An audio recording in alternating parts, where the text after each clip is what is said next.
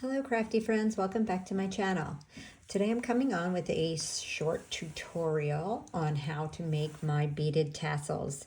So when I started my YouTube channel, I envisioned doing tutorials on a regular basis. So going forward with this vision, 1 year into the game, I am going to start a little series on my channel called Tutorial Tuesdays, and it will be driven by you, the people who support me and watch my videos and often request tutorials. So this is probably the most requested tutorial from me, and that is how do I make my beaded tassels. I know there's a million videos on YouTube on how to do this, and I am a firm believer that there's always more than one way to skin a cat.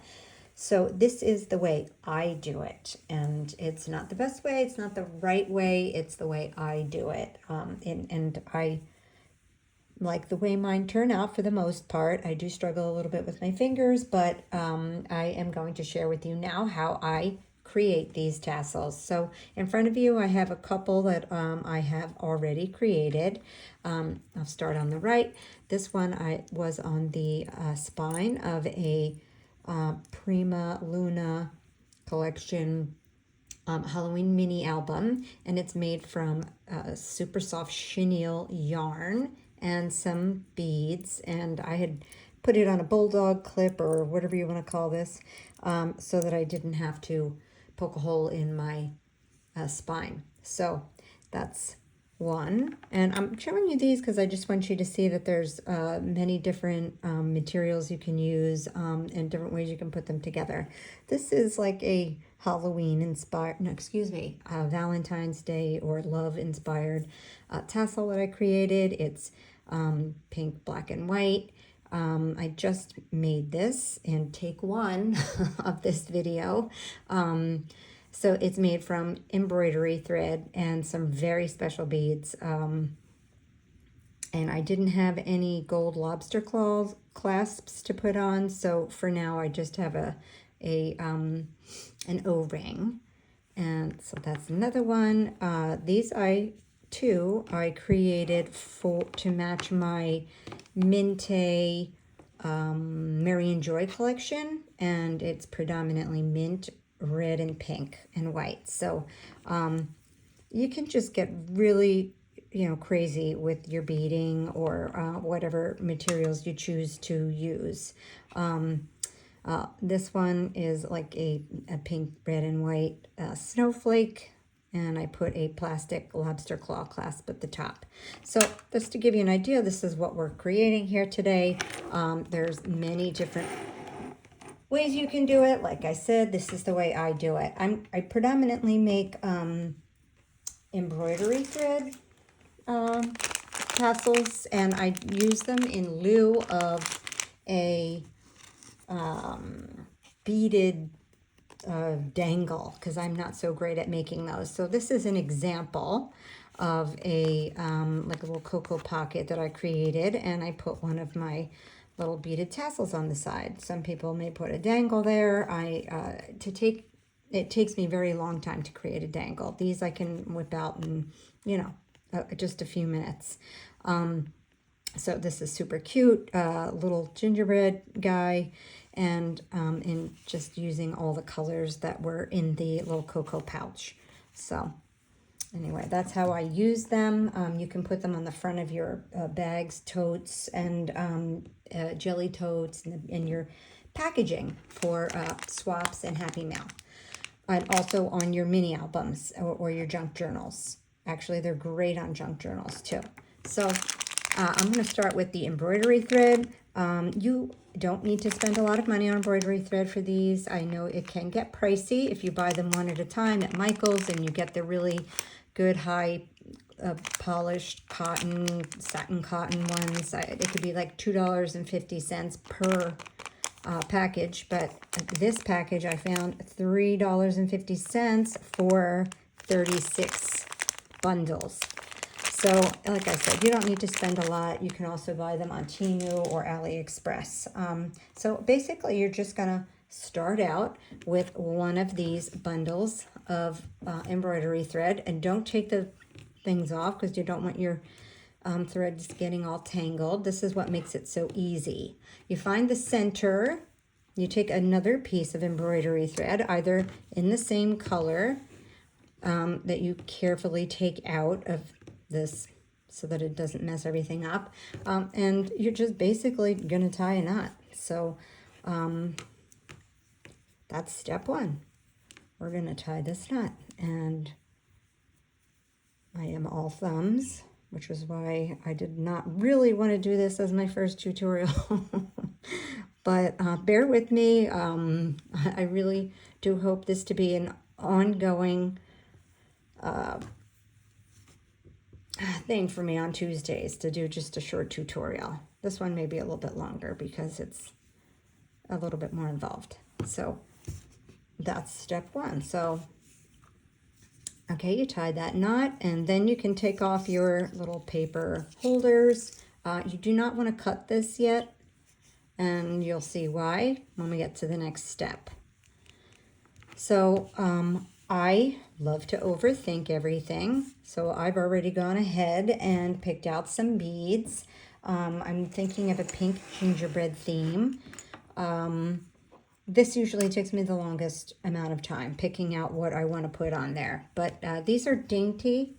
The embroidery thread ones are kind of dainty, so you can't put a lot of beads on there, and they can't all be really big ones, or it would look a little out of balance, so to speak. So to get started, you find yourself a large eye needle like this one. And I use a needle threader. Super simple. You stick it through here. I got this at Dollar Tree. It came in a, I don't know, like one of those little pre-packaged crafting kits. It may have been an embroidery. Yeah, it was like one of those little embroidery kits, you know. So for $1.25, I got the embroidery kit, and this has really been the most useful thing for me. So anyway, if you don't know how to use one of these, like I said, you put this through the eye of the needle first, and then you put the thread on that little hook, and then pull it back through, and there you have it. Your needle is threaded. So there are plastic needles, you know, for crochet and whatnot. They will not work. You need this to be large enough that you can manage it and get a piece of embroidery thread or yarn through it, through the eye, but small enough to get through the whole of your bead. So I generally start with the largest bead or a bow bead if I'm going to use one. I'm not in this case, but here's an example at the bottom. I just feel like that's usually the most balanced. So for this one, I'm going to start with, well, I'm not sure yet, actually. Let's think about this. I want to make a pink gingerbread themed tassel. So I'm pretty sure the gingy is going to be closer to the top. And yeah, I'm thinking we go, yeah, like that. Let's just start with that one. Okay, so we're going to start with this sparkly gingerbread colored bead, and we're just literally going to start adding the beads one at a time. Oh, and you know what? I've already forgotten something, so I can go back through the hole the way I came. This is optional. You can add bead spacers if you choose to do so. Sometimes it looks good, sometimes it doesn't. I will put them together and then decide, and if I don't like it, I take it apart. This is just a little dual pack of silver and gold spacers, bead spacers with rhinestones, and I think I got that on Amazon. So I don't know if I'm gonna like this because they're already a little bit on the small side. Let's see. Is this the way I want to go? All right, well, for the sake of the tutorial, I think we're just going to go with it. And does the gingy need one? Maybe. Yeah, I better add another one. So this is really what takes me the most time, is just picking the beads and the order in which I want to put them on. Just like in paper crafting and making mini albums, it's choosing the papers from the collection. The collection's easy. It's choosing the paper and the order in which you're going to put it together. Okay, so that looks pretty good to me. You know, should I have used like this cute swirl bead? Maybe, but I needed to get some pink in there. All right, well, that will be for the next one. Oh, I could have done that. All right, well, there are multiple options here, but this is the way we're going. So now, there are two different ways you can do the top. So sometimes, like in this case, I just add an O-ring, and then I can add, make sure it's a split O-ring, so it has a split in it, so that you can open it and put on, you know, something else. Either, you know, like one of these. This would be much too clunky for this tiny one. You know, I have a bunch of those in my stash I just got on AliExpress or Temu. Or you could just add a split O-ring, like I said. So in this case, I actually have a plastic lobster claw in, I don't know if I'm going to use that though. Yeah, probably not. Or you can use an O-ring. I have a smaller size one I'm going to use. This is a split O-ring. You do have to be careful that it is fully shut. Otherwise, all your hard work goes to naught. So you're going to go through the center of the O-ring, or if you decided to use the lobster claw, you'd go through that hole. And then you're going to go back down through all of these beads. And because that O-ring is at the top, there you go, that gets stuck. So I'm just going to continue down through every one of these beads. And nothing to be too careful about here until we get to the bottom. And then you're going to pull it tight. And right here is where you need to make sure you like the way it looks. Yeah, I like it. I think it looks pretty good. This is the aesthetic I was looking for, like a pink gingerbread theme. Now I'm going to take my needle off, and this is why I don't cut those loops yet, because I want to go down and in between, taking the other piece of the thread that we used to tie in the first step, and make a knot underneath and make it as tight as you can. Now this, you may notice, is a different color from this thread. So rather than let it hang down, I am going to cut it right up here with my scissors. Okay. And then I'm going to take some very sharp scissors. I'm using fabric scissors. These definitely won't cut through that nicely. And I'm going to cut these loops. Okay. Now you're starting to see the beginning of a, whoops, I missed some.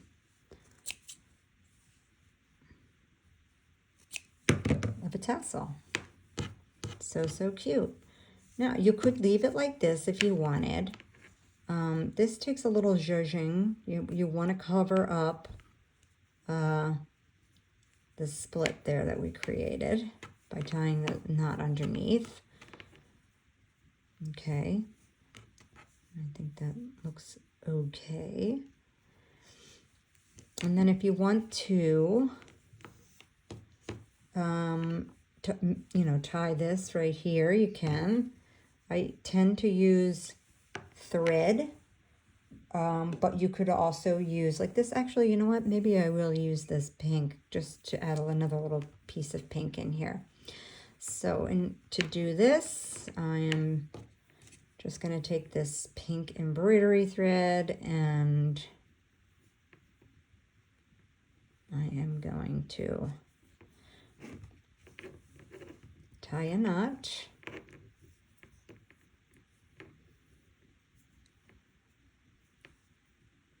There are ways to tie a hidden knot, but that takes me a hot minute, and this always looks just as nice anyway. If this was the same color, I could just leave this hang down. Actually, you know what? It may not even bother me that way. Then you're going to take this and wrap it around a few times. You want to cover up that knot you just made, basically. Okay. Then we're going to take that needle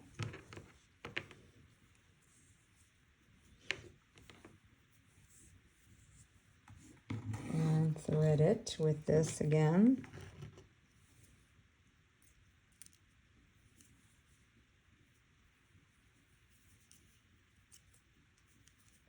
Thank goodness for these threaders. I'd be struggling all day to do that. And then we're just going to literally go down through the center at the end there. Okay, now if I had done this the way I did some of the other ones with the same color,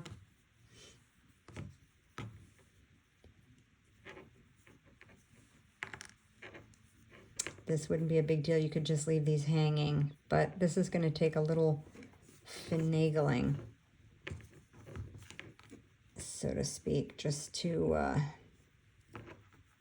well, yeah, just to lose the ends. Okay, so we're going to knot that, and that knot ends up being inside.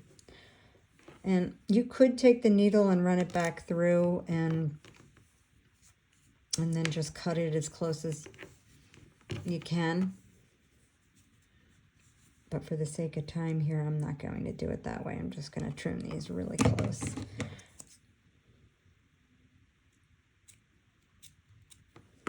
Okay. And then, now we still have like this little gap here. So you just kind of have to tug and move things around a little bit with your fingernails or with a pokey tool until you get it just the way you want it.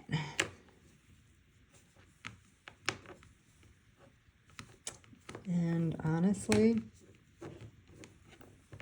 I kind of like the way this looks right now. So you're going to want to comb these as straight as you can before you trim them.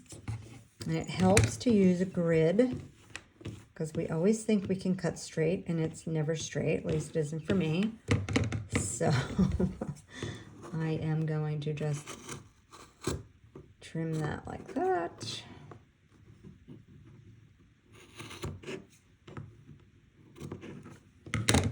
And we have a really cute tassel. We could take this to another level. We could hot glue a tiny bow on here. We could add a little dangle at the top. I went to the liberty of making a little word dangle, gingy, and a pink gingerbread house, and I put a jingle bell on that, and this is a split O-ring, so I can hang him from here. Might get a little busy. I might not like this. I'm doing this with my fingers, but if I had the tool, I would make sure that was good and shut. And then, oh, I put it on backwards. All right, well, we can fix that later so that this guy's facing the right way. But you get the idea. Oh no, I'll just flip it to the other side. That should work, right? Yep, sure it does. Okay, so there you go. We have this cute little gingy tassel. Now this doesn't look so hot here, but I can work on that and make that look good. For now, we'll just flip it around. like I said, it's homemade, so, you know, nothing is perfect, but this is the way I do it. Like I said, there might be a better way of doing it. There is most definitely a way to wrap this and hide a knot, and I do know how to do it, but I have to rewatch a tutorial when I do it. So so that's the embroidery thread tassel. Next I'm going to show you how to do the yarn one, and I'm going to be super quick about that because this is getting long. Okay, so to make these, I used this like ombre, I guess you would call it, yarn, and I love the way that looks. You get all the colors from the yarn in your tassel. It's so pretty. But you don't have to use that type of yarn. You can use teddy bear yarn, which is what I'm going to use next. I'm going to show you a very unusual tassel. So to use the yarn, you need something to wrap the yarn around to make your tassel. I use, and I can't find it now, here it is, just a couple of 3x5 cards, okay? And you want to start wrapping it around, and generally it takes, depending on the thickness of your yarn, 20 to 30 turns. I'm just going to show you. I got ahead a little bit. So you're going to do this. Let me finish counting.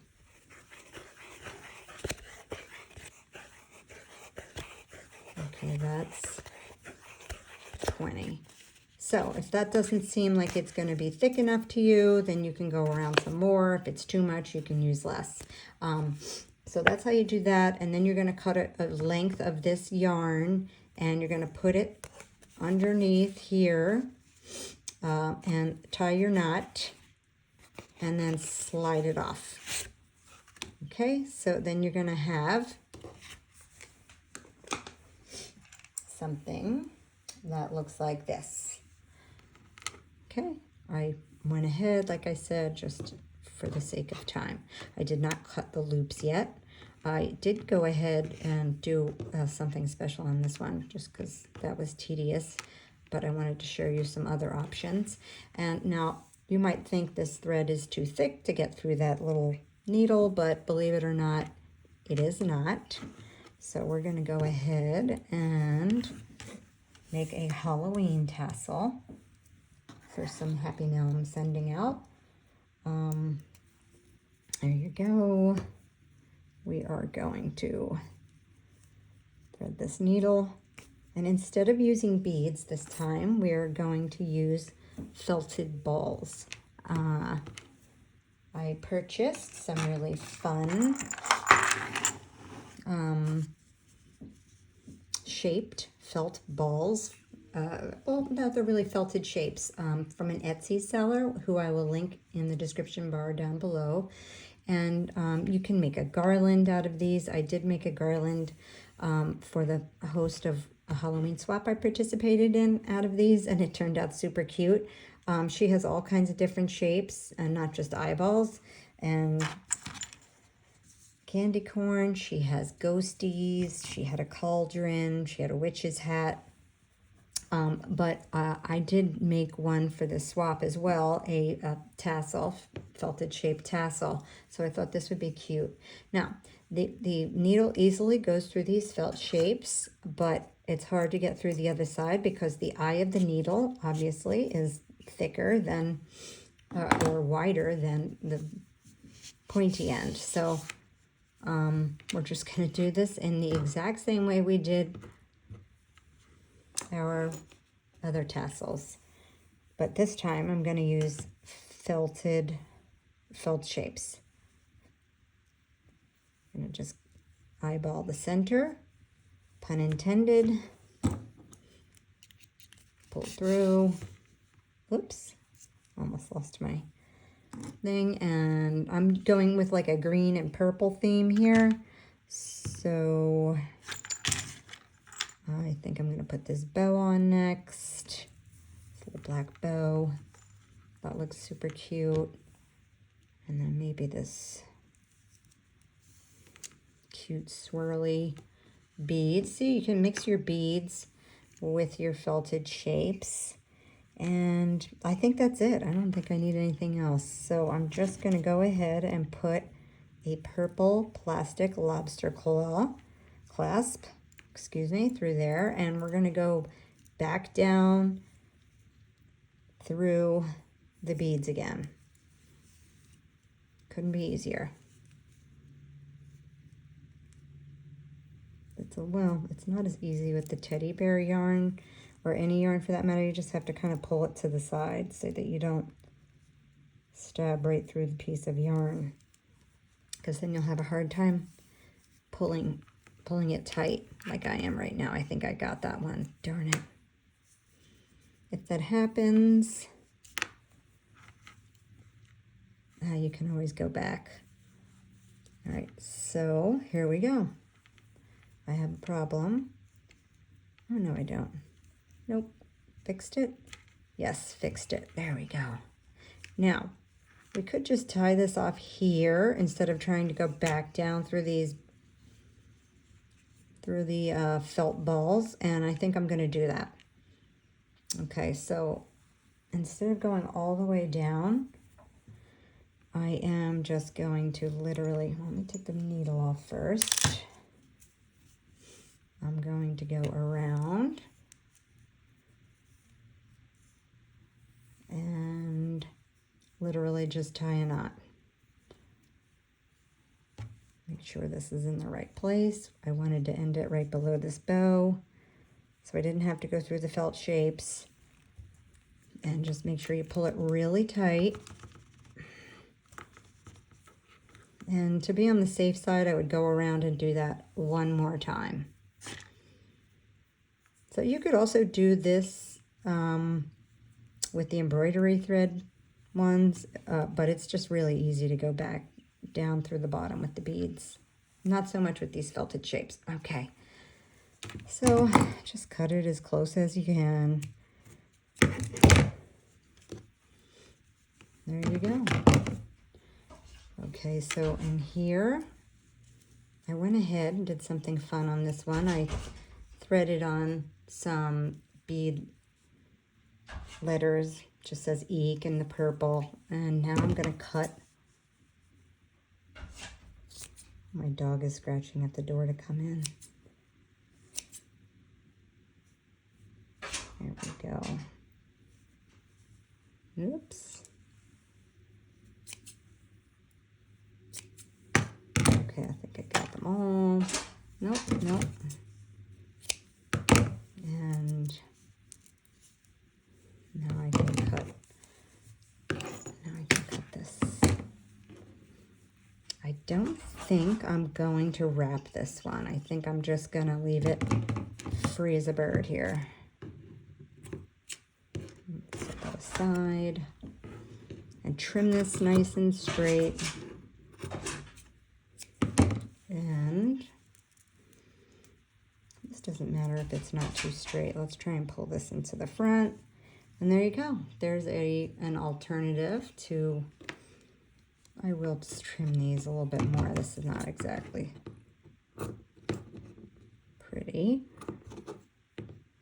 There you go. There you have it.